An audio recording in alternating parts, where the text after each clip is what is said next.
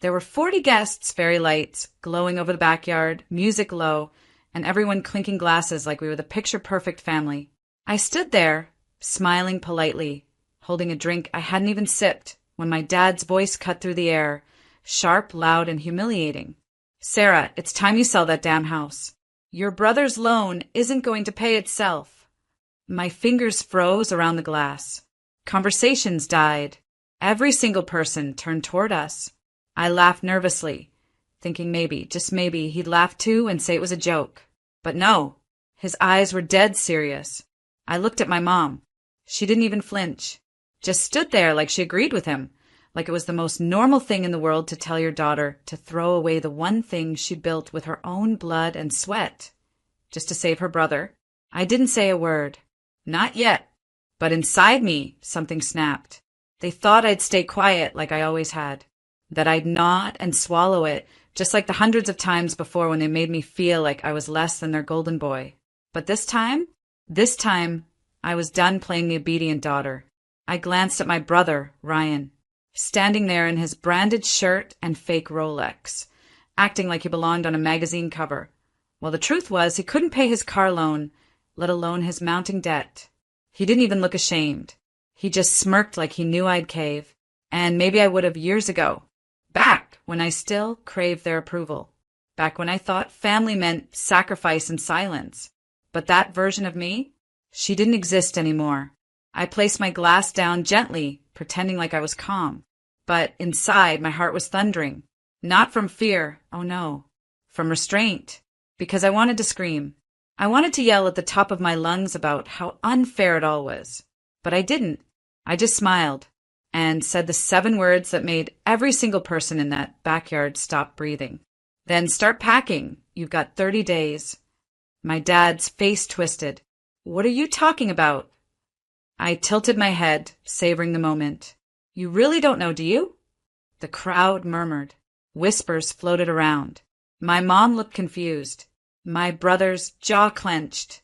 I leaned in slightly, my voice cool. "You've been living in my house. And now, I want it back." Silence, so thick it hurt my ears.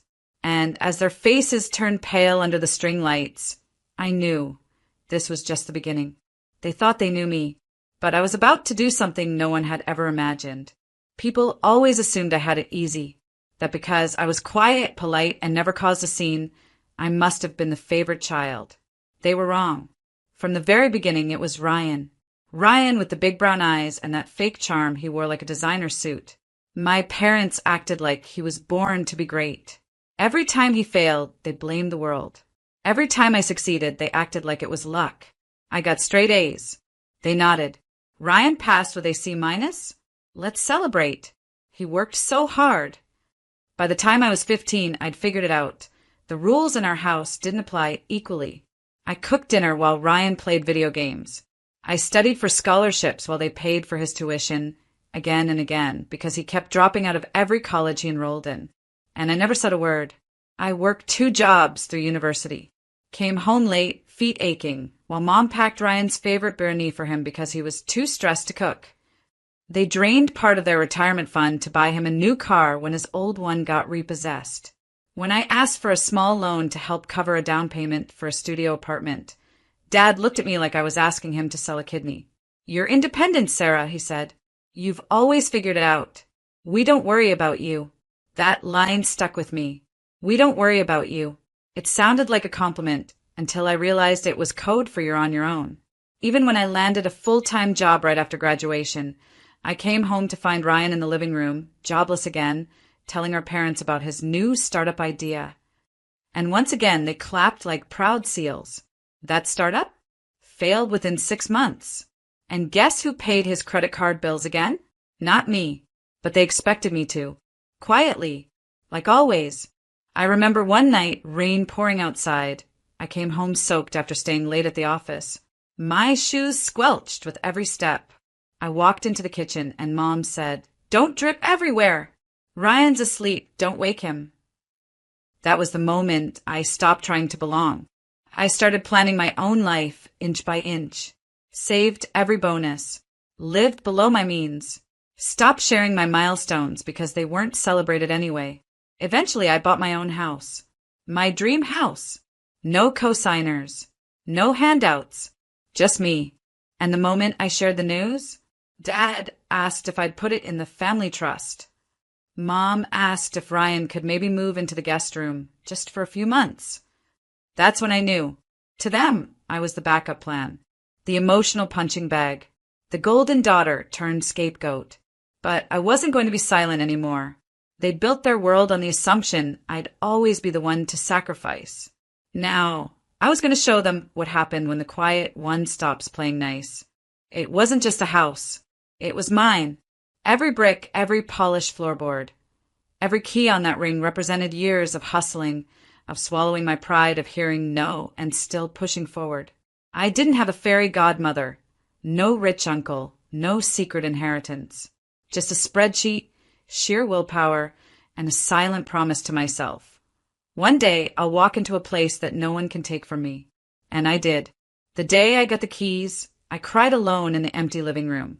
No champagne, no cheering family, just me and the walls that now held space for my freedom. But freedom in my family came with strings. When I first mentioned the house, my mom's first words weren't, "I'm proud of you." They were, "Wow, so far from the city? Are you sure it's safe there alone?" Translation: why didn't you let us control this too? A week later, Ryan stopped by with my dad. He walked through the house like he was doing me a favor, pointing out things like, "This kitchen's nice. You could totally Airbnb the basement and help with our situation." Our situation, what he meant was his mess. His fourth failed business. The luxury SUV he couldn't pay off. The personal loan that was now threatening to tank his credit score. Then came the bombshell. Dad sat me down and said, with all the fake calm in the world, "Look, sweetheart, we've always supported each other in this family. It's time you step up. Sell this place. Use the money to get Ryan back on his feet. Your turn to help, okay?"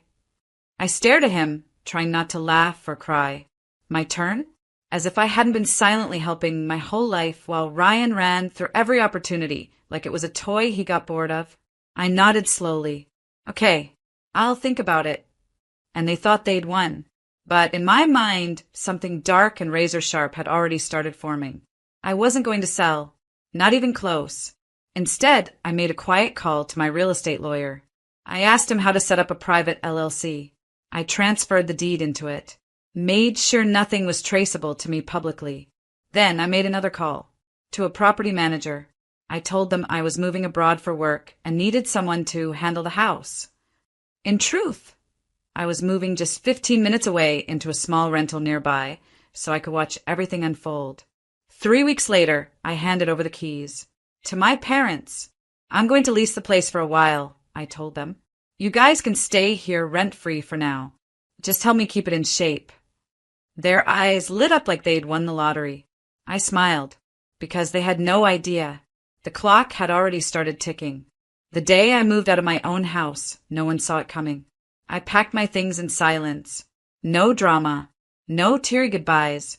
Just one suitcase, a laptop bag, and a calm that felt foreign after years of swallowing rage. I left behind the custom furniture, the plush rugs, even the artwork I had saved for months to buy. It wasn't giving up, it was bait. My parents had moved in 2 days prior. They were still getting comfortable, already complaining about the water pressure and saying the lighting wasn't warm enough. Dad had dragged Ryan's old gaming chair into the living room like it belonged in a museum. Meanwhile, I slipped away into a simple rental. At least that's what I let them believe. It was a modest house in a quiet neighborhood with a small garden out front. Clean, unfussy, peaceful. But here's the twist. I own this one too. Bought it under a different LLC. Different address on the paperwork. Different name on the mailbox. It was all legal. Invisible. My second home was mine, hidden in plain sight. I even had fake lease papers made just in case they snooped. The next week, I invited Mom for tea, hoping to drive the nail in further. She looked around the humble place and barely concealed her smirk. "Bit of a downgrade, isn't it?" she said, sipping her chai with that sweet-coated venom only mothers can perfect. "But at least you're learning to live within your limits." I smiled. "Yeah, I'm trying." Dad came by later that week, brought me leftovers like I was a charity case. Hard to see you here. After that beautiful house, he said with a sigh. But at least you're not paying a mortgage anymore. I wanted to scream, but I didn't. I let them believe it all. That I was broke. That I'd sold the house for Ryan. That I had once again played the dutiful daughter who gave up her dreams for her family. And that's what stung them the most. They thought I had nothing left. Ryan came over one day, tossed his car keys on my table, like I was still the family help. You know, he said, I might need some help with the insurance on my BMW. Things are tight. I nodded like a broken doll. Of course. Then I turned off my phone for the rest of the day. The truth was, every visit, every smug smile from them was feeding the fire I had been building. Not out of hate, but clarity. They needed to believe I was down and out because when the curtain dropped, I wanted the gas to hit their lungs like ice water. This wasn't just a plan. This was a performance. And the best scenes were yet to come. The backyard was lit with fairy lights, laughter, and the kind of smug joy that made my stomach churn. It was Ryan's lone celebration party. Yes, that's what they called it. Apparently, my parents had miraculously managed to get his debts paid off, and tonight was a toast to his fresh start. They acted like they'd saved the world. Not a single soul knew they were living in the house they thought I had sacrificed. Not one person knew the truth. I stayed quiet all evening. Polite smile, quiet laughter, one glass of sparkling water in my hand that I nursed for hours. My parents, however, were basking in attention, their voices rising with every compliment thrown at their golden son. She gave up everything for her brother, Mom told Aunt Nazreen, loudly enough for the neighbors to hear. Sold her dream house. We raised such a selfless girl. She always puts the family first, Dad added with a smirk in my direction, like I was some obedient servant getting a participation trophy. And then it happened, right in the middle of the backyard, as Ryan was giving some half-drunk speech about redemption and second chances. My dad clinked his glass for attention. I just want to take a moment to acknowledge my daughter, he said, motioning toward me like I was a dog. She made the ultimate sacrifice. Sold her house, her dream, for her brother's future. Everyone clapped. 40 people, applauding a lie. Then he said it, the line that snapped something deep inside me. She did it without question. And honestly, if we ever need her to step up again, I know she will. That's what family does. Laughter. Nods. More clinking glasses. I stood up slowly. My hands didn't shake. My voice didn't crack. I'd rehearsed this moment 1,000 times in my head. You're right, Dad. That is what family does. I looked around at the crowd. But what family doesn't do is lie, manipulate, and mooch off the only child who ever stood on her own 2 feet. The backyard fell silent. I took a breath, then turned toward my parents. You never paid off Ryan's loan. I did, but not by selling my house. My mother blinked like I'd slapped her. I didn't sell it, I said louder now. I still own that house, and the one I live in now. I own that too, both under separate LLCs. Both in my name. I'm not broke. I never was. My father's jaw clenched. What are you saying? I'm saying, I stepped forward, that the house you're living in, the one you think I gave up, you're tenants. And as your landlord, I'm giving you 30 days' notice to vacate. The color drained from their faces. Someone gasped. I looked at the stunned crowd and smiled. I've played the humble daughter long enough. It's time I lived like the woman I actually am. Then I sat down, sipped my sparkling water, and let the silence thunder louder than applause ever could. The days after the backyard party were like walking through a battlefield, except I was the only one still standing. My phone blew up the next morning. Missed calls from Mom. Voicemails from Dad. Even Ryan had the audacity to text me, calling me dramatic for exposing the truth in front of everyone. He said I should have kept it in the family. As if keeping it in the family hadn't already burned me to the bone. But I stayed silent, let them sit in the discomfort. A week later, a formal notice was delivered to the house, my house, by my lawyer. It was a clean, polite, legally worded eviction. 30 days to vacate, effective immediately. No threats, no nastiness, just business. Mom called instantly. This time she didn't yell. She begged. Sarah, sweetheart, please. Where will we go? How could you do this to your own parents? I didn't flinch. The same way you guilt me into giving up everything, I replied, calm as glass. That house was my reward for a decade of sacrifice. You treated it like a pawn. I'm just taking back what was always mine. Dad didn't call. He sent an email. One line. You've embarrassed this family. I didn't reply to that either. I didn't need to. Meanwhile, word spread like wildfire through the family. Aunties called to check in, which really meant gather gossip. Cousins who hadn't messaged me in years suddenly popped up with "You go, girl" texts. Some admired me. Some judged me. None of it mattered. The best part? The tenants they had unknowingly mocked, my neighbors, started treating me differently. One even stopped me in the grocery store. You're the one who gave them 30 days, right? That was brave. I just smiled and nodded. Some debts can't be paid in silence anymore. 2 weeks before move out, I passed by the house. Dad was sitting on the porch, shoulders hunched. He looked smaller than I remembered, like the weight of entitlement was finally crushing him. I didn't stop. Instead, I drove past in my quiet car, windows up, music playing low. I wasn't looking for revenge anymore. I was honoring my own survival. Ryan tried once more, showing up at my rental doorstep. He had that fake soft tone he always used when he needed something. You've made your point, he said. But there are parents, Sarah. You can't just kick them out. I can, I said firmly. And I am. He scoffed. You used to be so loyal. I tilted my head. No, Ryan. I used to be so blind. By the time the final week rolled around, the house was nearly empty. Furniture gone. Curtains taken down.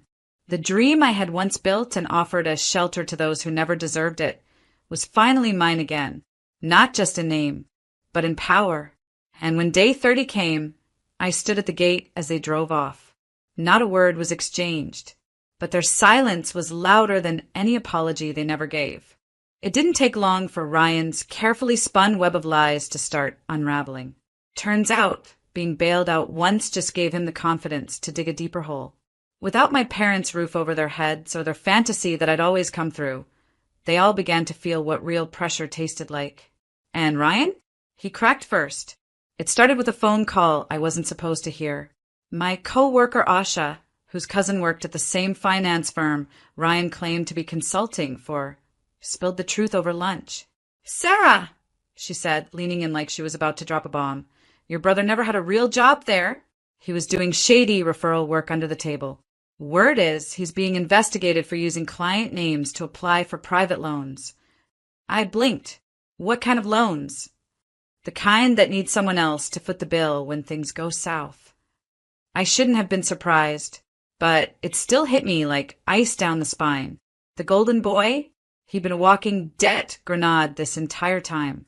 2 weeks later, I got an email from a lawyer I didn't recognize, apparently one of Ryan's former investors. He was listed as a co-guarantor on a loan Ryan had forged. My name had popped up in their digging. The only reason I wasn't involved? Because, thank God, I'd legally separated all assets under LLCs years ago. Every house, every penny, untouchable. I forwarded the email to my own attorney and blocked the number. By the end of that month, Ryan's car was repossessed, his bank account frozen, and his face on a local news report about small-scale financial fraud. It was surreal watching the TV screen show his mugshot while my parents sat in their rental apartment, one they could barely afford on their pensions. Mom called, crying. This family is cursed, she sobbed. Why is this happening to us? But I didn't respond with pity. I responded with truth. This isn't a curse, Mom. This is consequence. You treated Ryan like a prince and me like a purse. And now he's bankrupt, morally and financially. Dad never called. He was too proud. But I heard from Uncle Tamor that he'd been asking around about legal ways to sue his daughter. I almost laughed. Sue me? For what? Owning my life? They lost the illusion that Ryan would ever be their redemption. And without that illusion, their carefully constructed kingdom, built on denial, lies, and favoritism, collapsed. The irony? The very daughter they once dismissed had become untouchable. And the son they crowned? He was now nothing but a headline. And yet, even as they watched everything fall apart, they never said thank you. Never said sorry. Not once. But I didn't need their apology anymore. Because the truth had done what years of begging never could. It made them feel what it was like to be powerless. And that was justice enough for me. 6 months later, I stood in front of tall glass windows overlooking the ocean, barefoot, coffee in hand, and peace wrapped around me like silk. The sun was warm on my face, and for the first time in years, I wasn't bracing for the next blow. I was simply living. The house wasn't just beautiful. It was a masterpiece I designed myself. Every tile, every piece of art, every quiet corner, it reflected me. Not the daughter who was guilt-tripped into silence. Not the sister who was overlooked. But the woman who finally chose herself. And the best part? They had no idea. To them, I was still renting a modest house after my supposed fall from grace. They thought I'd let go of everything. What they didn't know was, I'd only let go of them. A friend of my mother's, an Andy who always had more opinions than manners, saw me leaving a private business event one night. She saw the car, the press, the photographer taking photos for a Women in Leadership feature. The next day, I got a message from my mother. We didn't know you owned your own company, or 3. Followed by, your new house, is it the one from that magazine shoot? No apology. No, we were wrong. Just the stunned realization that the daughter they once treated like an ATM had become a force of nature, and they weren't even part of the story anymore. It was poetic. Ryan tried to reappear too. After his legal fallout and public disgrace, he was doing freelance consulting, which was just code for begging people to trust him again. He emailed me, "Hey sis, maybe we could grab coffee sometime? Talk. Catch up." I stared at the screen for a moment, then deleted it. No reply. No need. Because here's the thing, this wasn't a revenge story. This was a rebirth. I had built more than a business. I had built freedom. My team respected me. My clients trusted me. I mentored young women who reminded me of my younger self. Hungry, capable, and tired of being told to be quiet. My final move wasn't to destroy them. It was to become someone they'd never reach again. At a charity gala weeks later, I accepted an award for community entrepreneurship. The room was full of leaders, mentors, people who saw me for who I really was. As I stepped off the stage, a woman approached me. Slightly older, tearful, a mother of 2 daughters. "You give people like us hope," she whispered. That was the moment I knew. Everything I went through, the betrayal, the heartbreak, the silence, it wasn't in vain. It had carved me into someone unbreakable, someone real. They underestimated me, but I never did. And now, I was no longer the golden daughter they dismissed. I was the woman they could never forget.